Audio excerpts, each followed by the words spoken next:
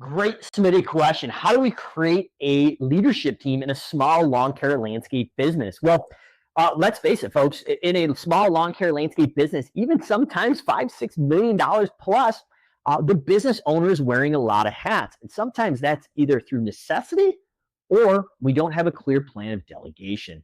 So one of the things we like to do in the Simple Growth Coaching division is we call it the future org chart. We go out 3 years from now, we lay out the organizational chart of the future, and we ramp out the roles and responsibilities, but we don't put any names on it who's currently doing it when we build that out. Then we're throwing in the initials right down the CEO through the leadership team for marketing, sales, office management, finance, production manager, and mechanic on that leadership team. And then we scale down to the other roles and responsibilities underneath those figureheads. Even if you don't necessarily have that leadership team, you are currently back 3 years back to the current day today.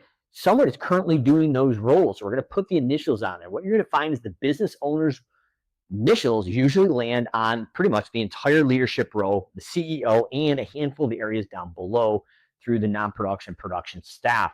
This exercise gives us clarity of where our next future hire is, to hire out of necessity, but not financial kind of misuse of funds to avoid a pain point. So in order to build the leadership team, we need to clearly build the organizational chart and clearly divide into each role what the roles and responsibilities are for that position.